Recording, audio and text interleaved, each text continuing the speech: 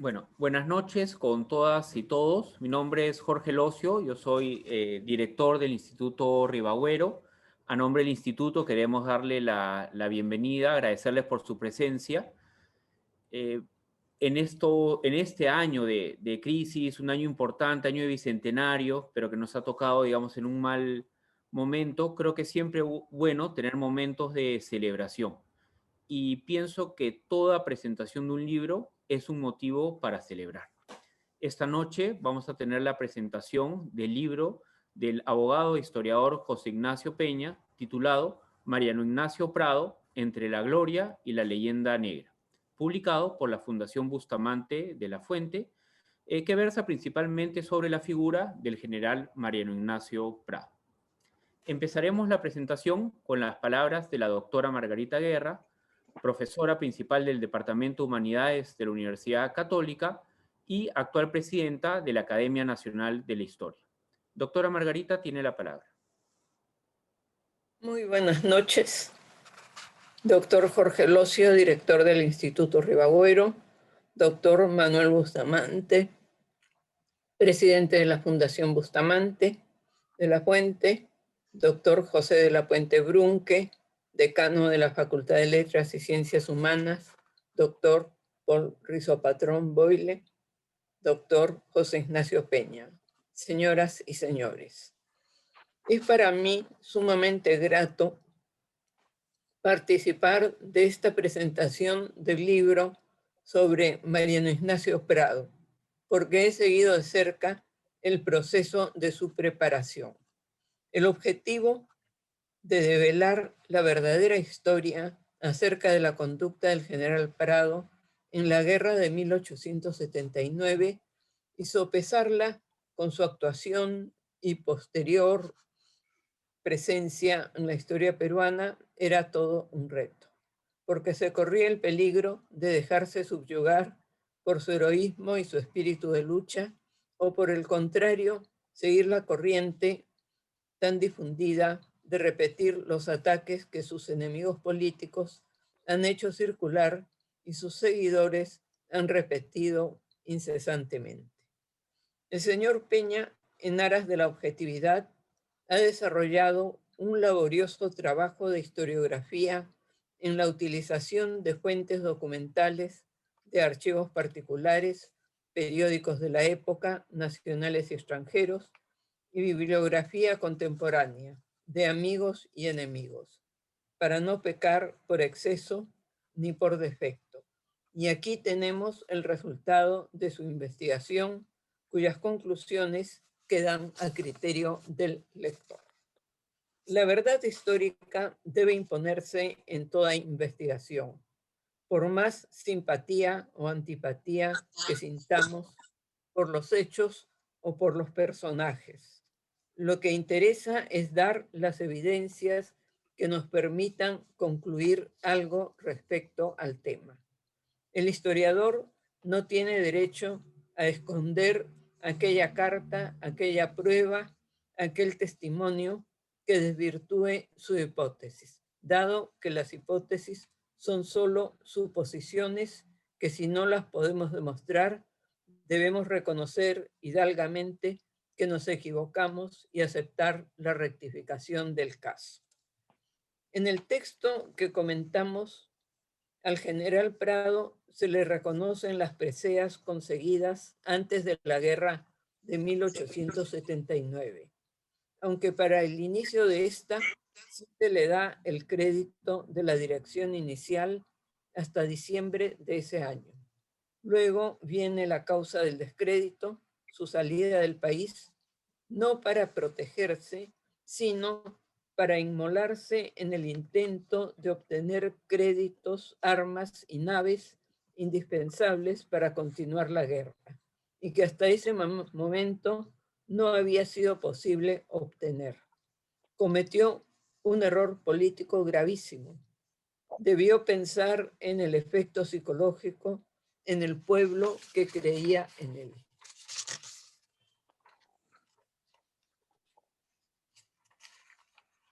Esta situación es tratada por Peña, quien trata de poner en el nivel exacto de responsabilidad lo que significó el intento de viaje, dado que apenas había salido Prado a la mar, ya el califa, es decir, Nicolás de Piérola, se había sublevado, había depuesto al vicepresidente Luis Lapuerta y había cortado la posibilidad del general Prado de tener acceso a las cuentas del país para la adquisición de armas.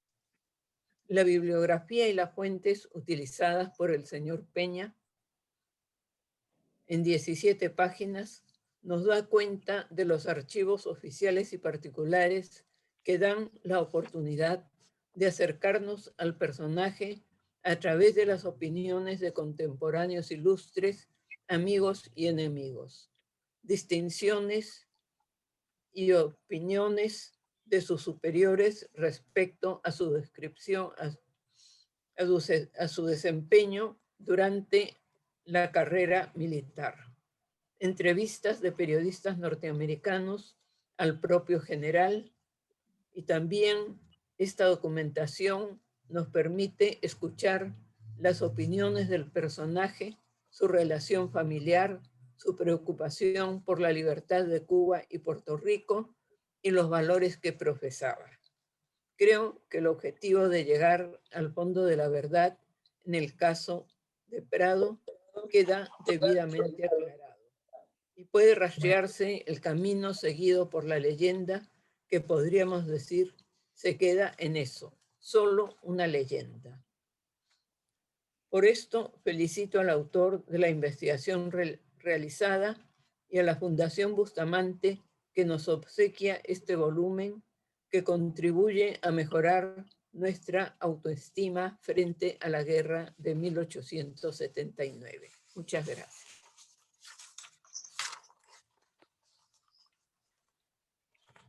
Muchas gracias, Margarita. Tenemos ahora las palabras del abogado doctor Manuel Bustamante Olivares, presidente de la Fundación Manuel Bustamante de la Fuente. Manuel, por favor. Muy buenas noches.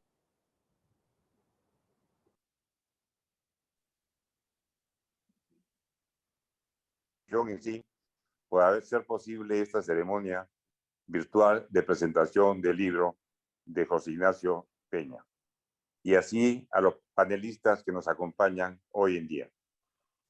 Entre los objetivos de la Fundación Manuel J. Bustamante de la Fuente está la de promover, apoyar e incentivar la investigación en el área de historia como en lo socioeconómico y jurídico. Es así que, entre otros proyectos, venimos publicando ya alrededor de 100 títulos dentro de estas tres áreas, siempre con temas de importancia y en algunas ocasiones también polémicos, como es el caso del libro que presentamos hoy día, gracias al Instituto Ribagüero, cuyo autor, doctor José Ignacio Peña de Cárdenas, ha realizado una exhaustiva investigación apoyada por documentación inédita y familiar sobre un personaje que a través de los años ha sido considerado un traidor a la patria y defendió por muy pocos. Cabe reconocer que el tema se presta para polémicas, pero también requería un profundo análisis de la trayectoria del general Mariano Ignacio Prado y de los sucesos que lo llevaron a decidir un viaje subvencionado por los ciudadanos, con el objeto de apurar la obtención de barcos y armamentos necesarios en plena guerra con Chile. Analizar también la coyuntura de la situación general y el peligro en que se encontraba el país.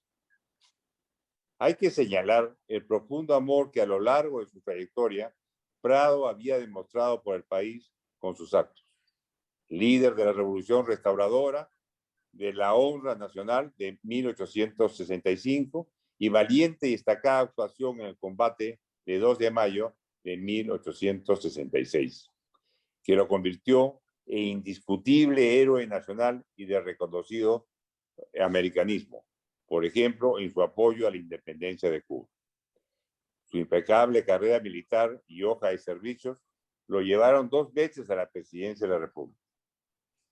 Cabe recordar también el interés de Nicolás de Piérola por hacerse del poder creando para ello la imagen negativa de Prado, cobarde y traidor, dando así origen a la leyenda negra que perdura hasta hoy.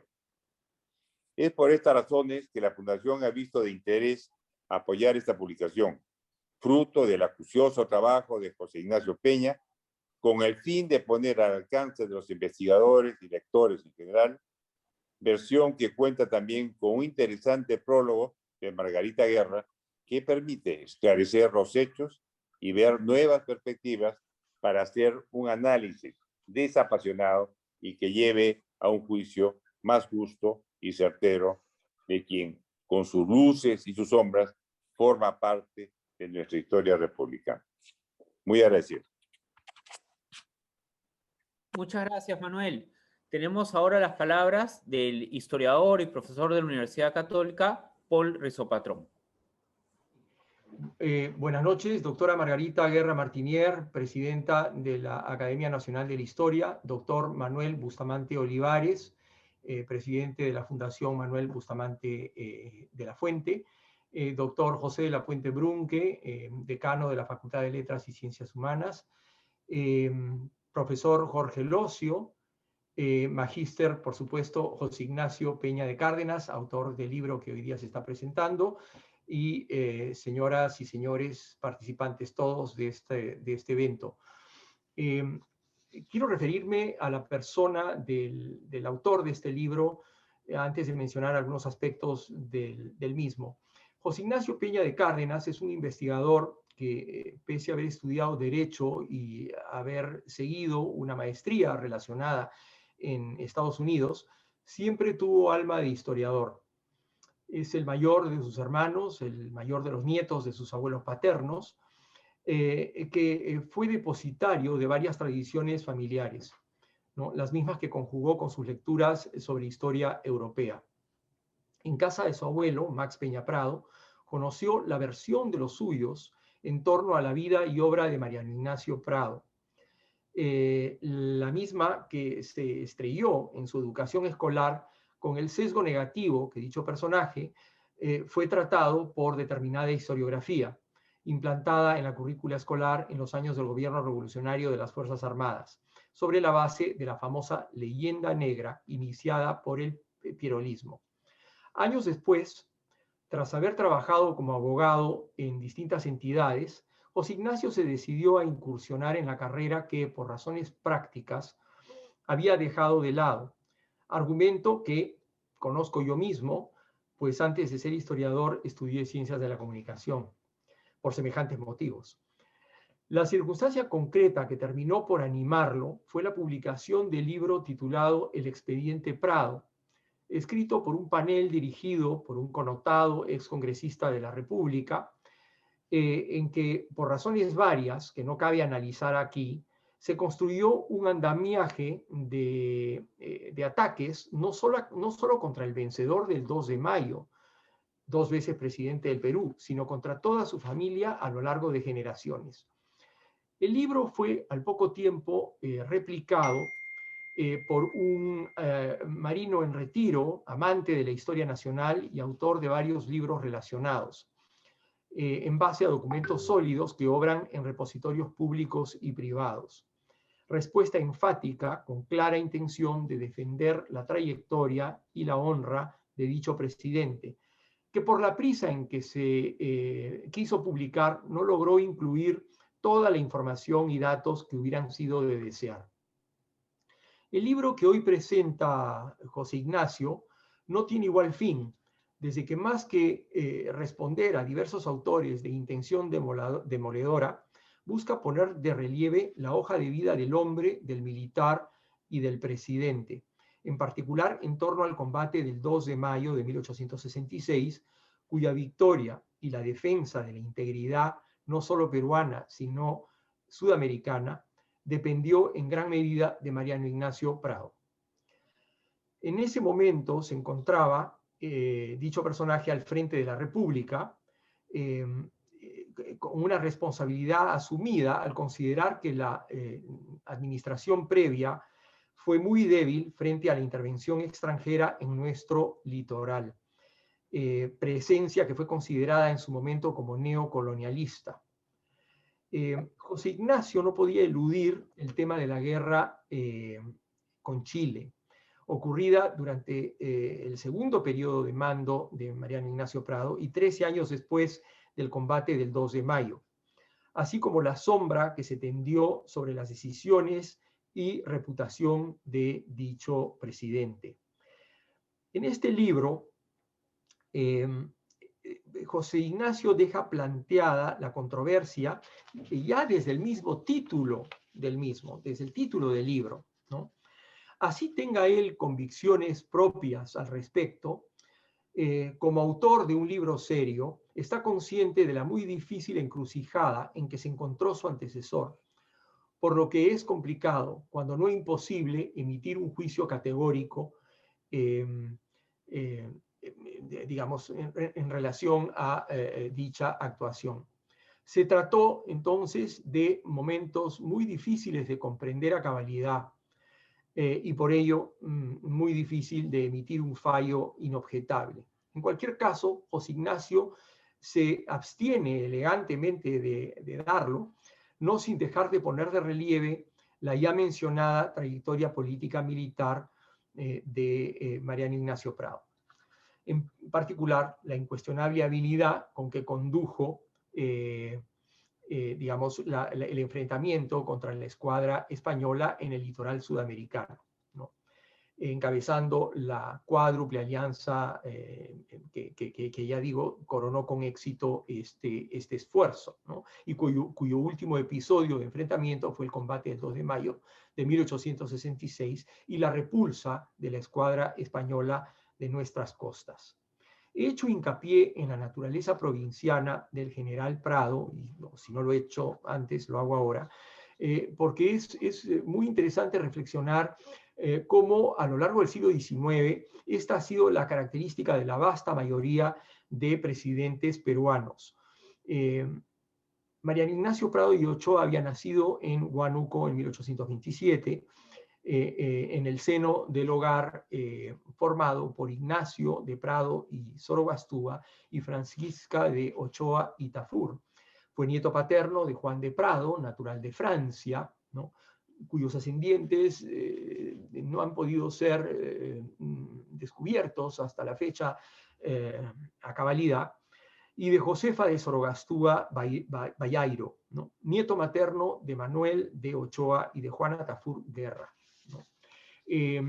Es un personaje entonces de pequeña élite provinciana que tuvo que forjarse un destino alejado de su lugar de origen, ingresando justamente en el ejército, donde se fue destacando desde los inicios de su trayectoria, ¿no?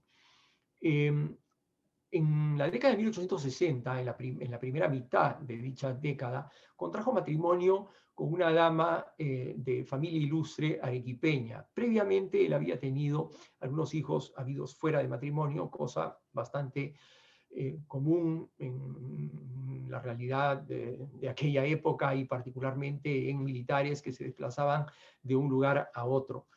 Pero finalmente sentó cabeza contrayendo matrimonio, como acabo de señalar, con Magdalena de Ugarteche y Gutiérrez de Cosío, que era hija de un importante señor afincado en Arequipa, llamado José Antonio de Ugarteche y Posadas, y de la señora Joaquina Gutiérrez de Cosío. De este matrimonio habrían de nacer varios hijos, ¿no?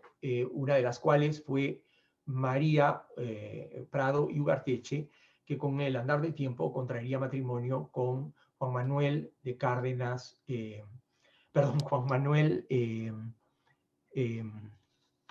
Peña Costas, Juan Manuel Peña Costas. La vinculación con de Cárdenas viene todavía una generación después, o 2 generaciones después.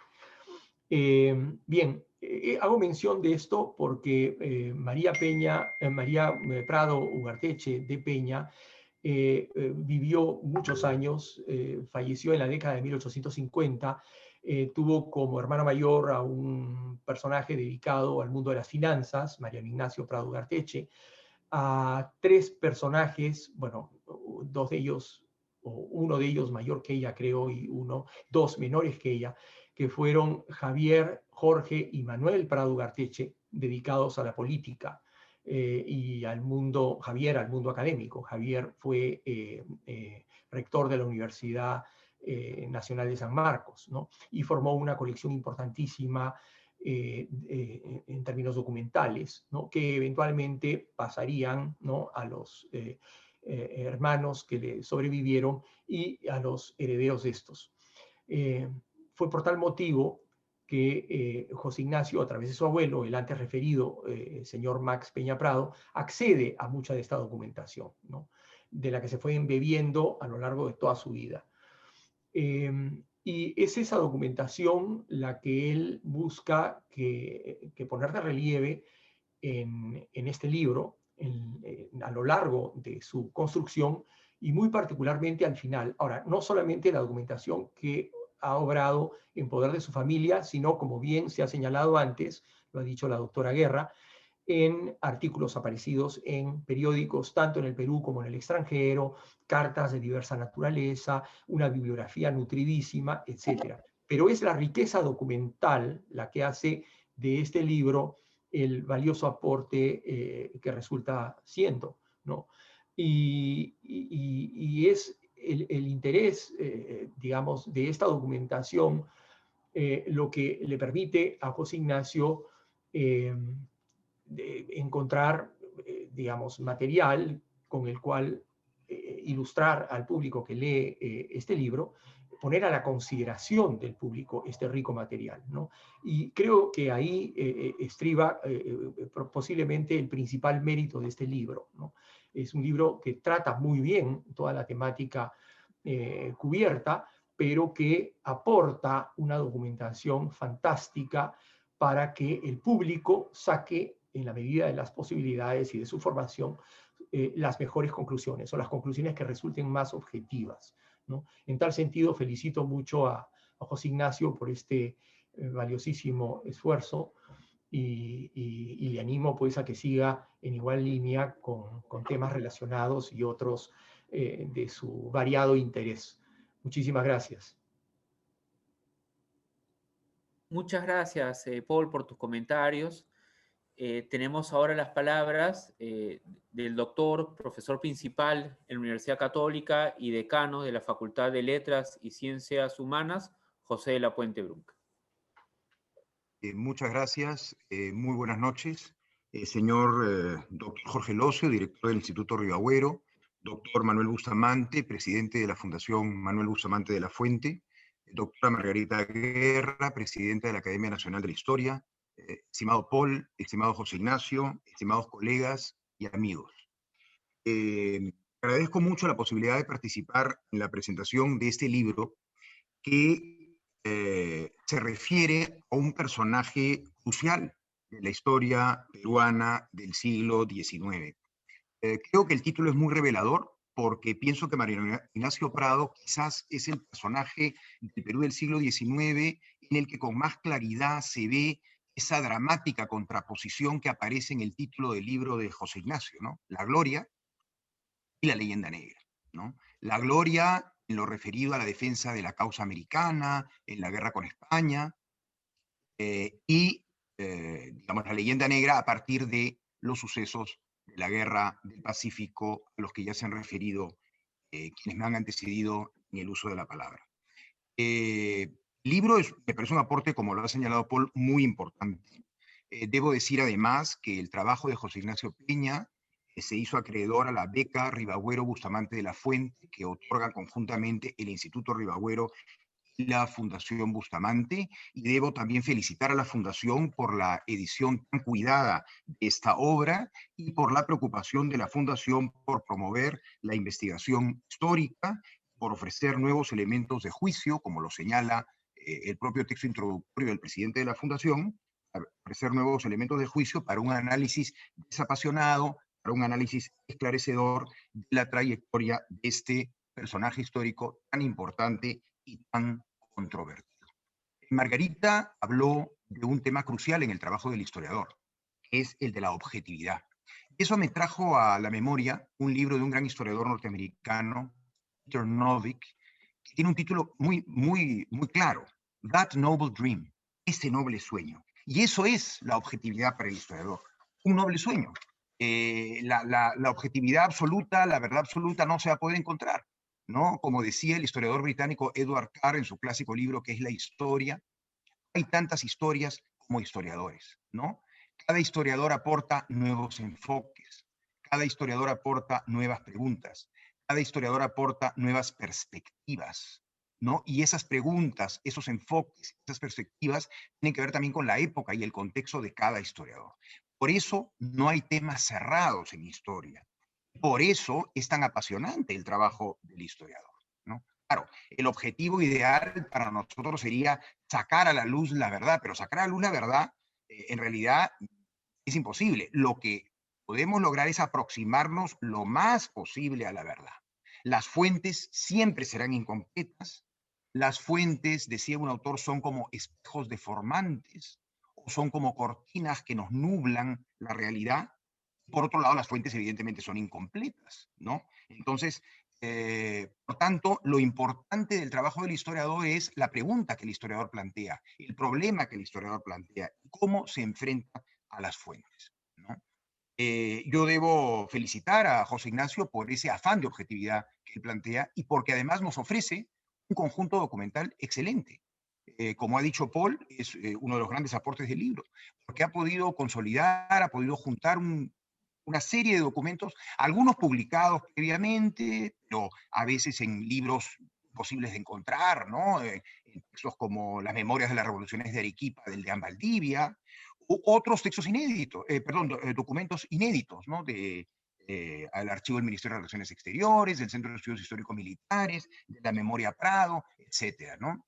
Y creo que es muy importante tener a nuestra disposición todo ese corpus documental referido a Mariano Ignacio Prado, que es muy útil definitivamente, ¿no?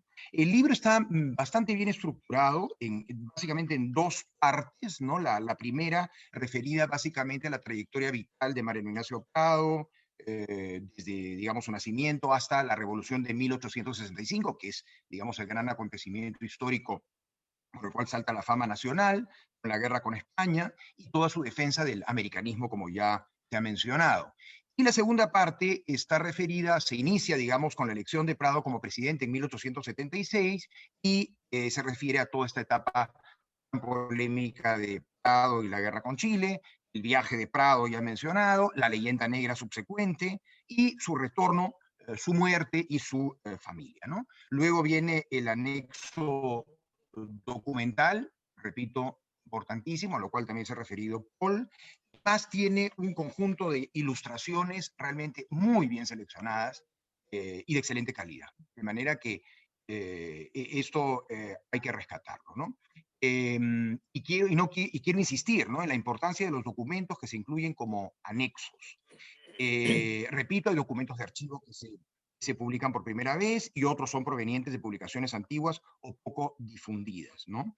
He aprendido mucho leyendo estos documentos, ¿no? Y por ejemplo, para ver los dramas que tuvo que afrontar este personaje y su época, por ejemplo, hay un documento muy revelador del desconcierto de Mariano Ignacio Prado frente a la declaración de guerra de Chile en 1879. ¿No? En este caso me refiero, por ejemplo, a su mensaje al Congreso Extraordinario de 1879, ¿no? En el cual contrapone el sentimiento de confraternidad americana, que para él era tan caro, tan querido, a lo que él llama el exabrupto del gobierno de Chile, ¿no? Califica la declaración de guerra como exabrupto de un país tan vinculado con el Perú. Eso está en la página 259, no voy a leer ese texto, pero es muy revelador del desconcierto, ¿no? De la desorientación que él sufre ante esa declaración de guerra. Y luego quiero decir otra cosa que me suscita este libro, que es interesante.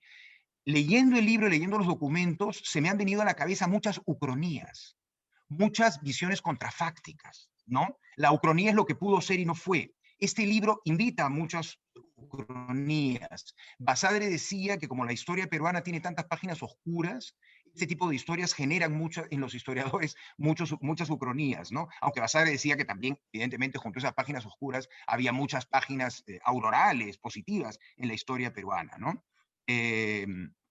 La ucronía es un esfuerzo por cambiar en el pasado lo que se consideran como causas de la infelicidad presente, ¿no? Entonces, cuando hay episodios de la historia muy negativos, ¿no? Uno como que de alguna manera se pone a pensar qué hubiera ocurrido si, ¿no? Y el estudio de la guerra con Chile, evidentemente, ha suscitado muchas ucronías. Por ejemplo, ¿qué hubiera pasado si Manuel Pardo hubiera comprado los blindados que no compró, ¿no? Sugeridos por los marinos?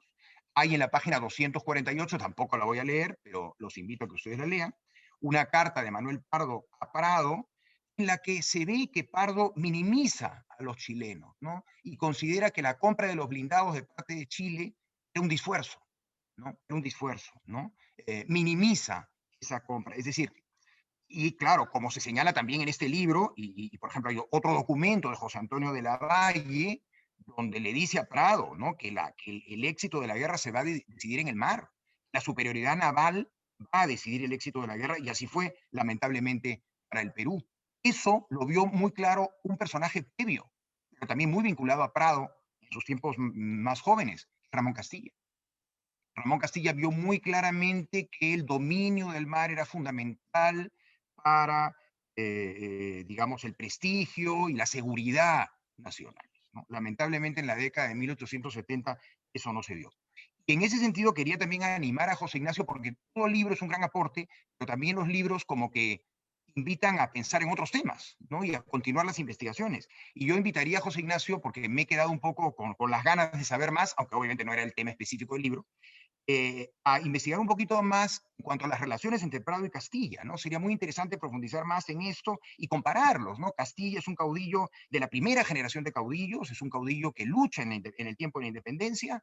Prado es evidentemente de una generación posterior, Prado nace en 1825, pero hay una serie de semejanzas y también diferencias en cuanto a sus visiones sobre el Perú, y además hay una clara conexión entre Castilla y Prado justamente en 1865, ¿no? De manera que quiero felicitar a José Ignacio por este aporte documental, el aporte mismo que es su libro, el texto que ha escrito, la investigación que ha desarrollado, y también por los diversos temas o las diversas situaciones que la lectura del libro me ha suscitado, ¿no? Creo que es un libro muy importante, y repito, este corpus documental que él ha organizado me parece sumamente útil para poder tener una visión pues bastante más clara sobre este personaje tan importante y tan controvertido como es Mariano Ignacio Prado, y esta época tan complicada de la historia del siglo XIX peruano. Muchas gracias.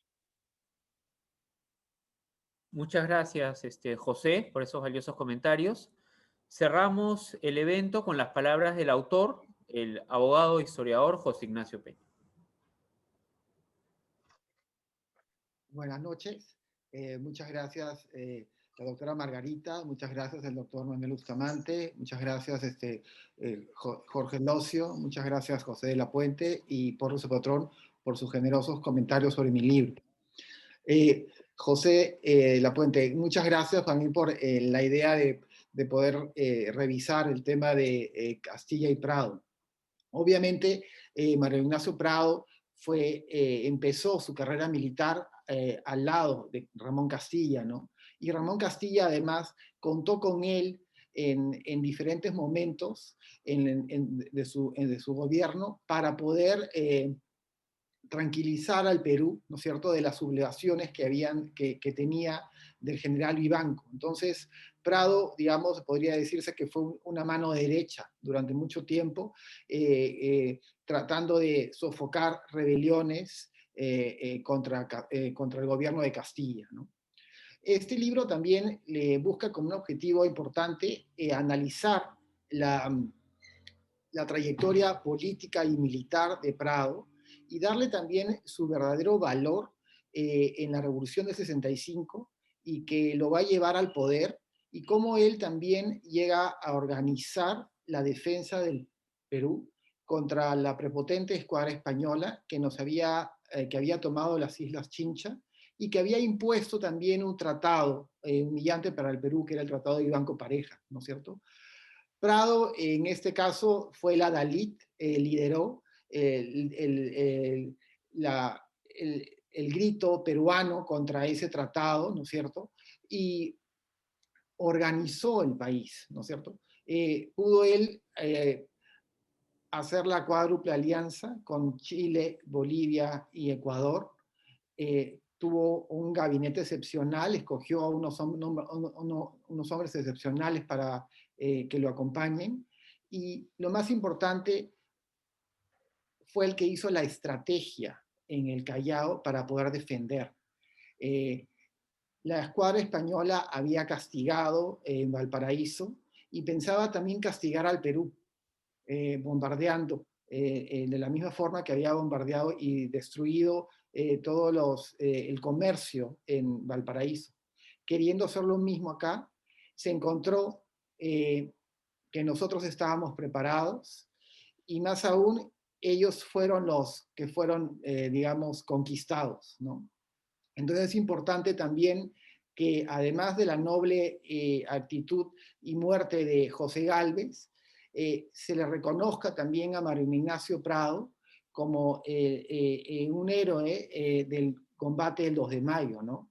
Y que tuvimos y que a partir del 10 de mayo de 1866, cuando la Armada Española se retira maltrecha, se declara la victoria.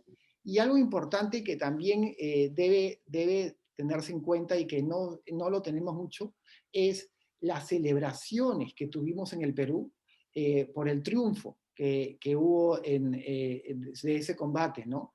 No hemos tenido muchas celebraciones en la cual fue un ardor patriótico, en la entrada de todos los soldados, los hombres que habían peleado, digamos, el combate del 2 de mayo fue una unión de los peruanos, ¿no? Desde los presos políticos hasta los viejos generales de la independencia, los jóvenes estudiantes, los bomberos, digamos, todos defendieron la causa peruana contra España. Entonces, Prado inspiró a la nación, ¿no?, para poder defenderse. Y eso es algo muy importante en la primera parte del libro. También hablo del americanismo que tuvo Prado con la independencia de Cuba, ¿no es cierto? Mandando ayuda en lo que podía y también mandando a sus 3 hijos, a sus 3 mayores hijos que eran Justo, Grocio y Leoncio Prado, tratando de ayudar en lo que podía. Y Cuba, en el año 44, 1944, instauró un monumento al general Mariano Ignacio Prado por la valiosa ayuda por la independencia a la República en armas de Cuba, ¿no? Eso también es importante poder tener en cuenta y también lo incluye en el libro. La segunda parte, efectivamente, como me han estado comentando mis amigos historiadores, comienzo con unas cartas de Pardo a Prado, ¿no es cierto?, en la cual Pardo lo manda para hacer un viaje con los tenedores de bono, ¿no es cierto?, a Prado, y logra hacer un satisfactorio contrato Rafael con los tenedores de bono. Luego es elegido presidente, y en ese momento le cae el problema de que el guano ya no es el factor de bonanza que teníamos, y comienza a salir el salitre. Algo importante que incluyo también es que cuando se nos declara la guerra con Chile, Prado, a pesar de que no quería ir a la guerra, manda a la misión Lavalle para que pueda llegar a unos acuerdos con Chile para poder evitar la guerra, pero Chile ya estaba deseoso de tener las salitreras bolivianas y las peruanas. Entonces, Prado fue a Arica como director general y dio una estrategia naval en la cual Miguel Grau fue el genio que la pudo realizar. Esto lo he podido comprobar con documentación muy importante del archivo Pasoldán, Muchas gracias a la señora Linda Pasoldán, que me ha podido enseñar documentación de cartas casi inéditas.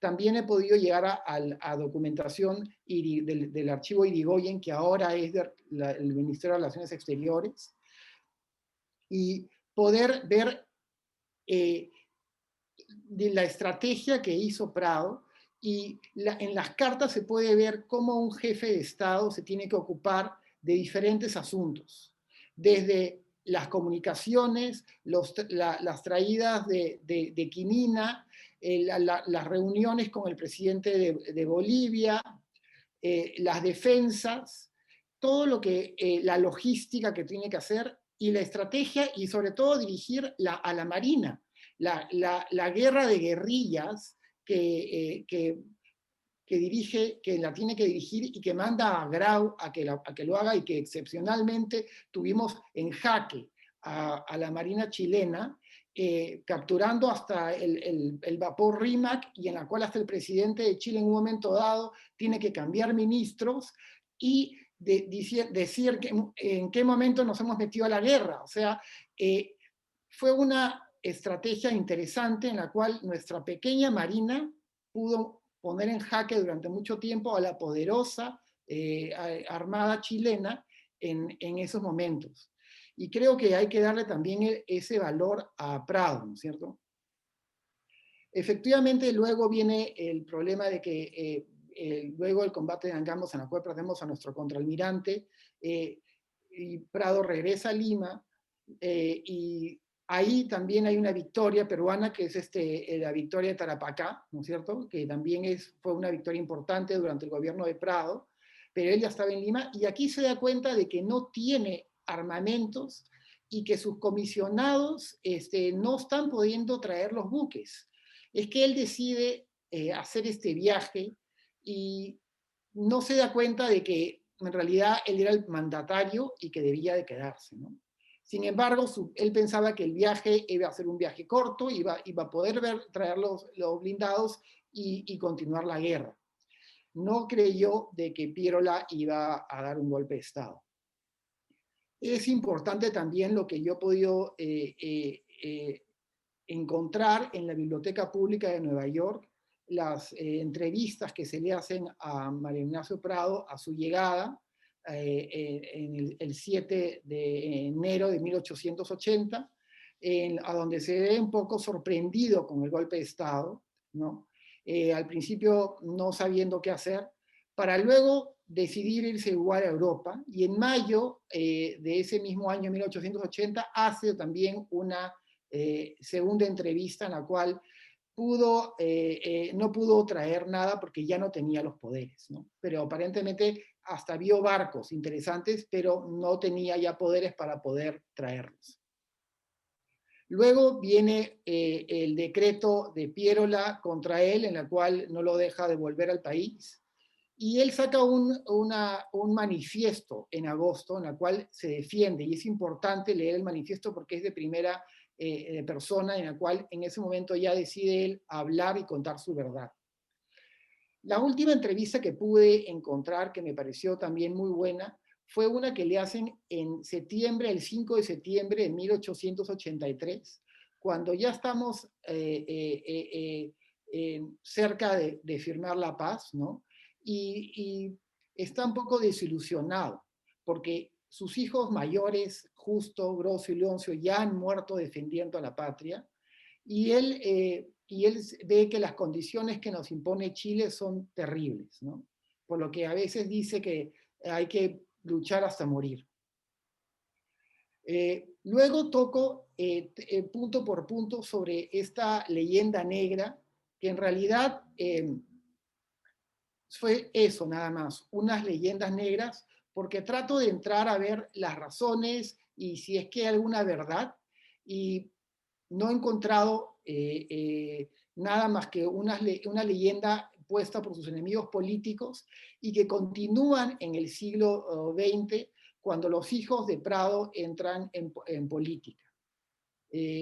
Por ello, lo veo, y mucha gente lo ha visto, como un chivo expiatorio, queriendo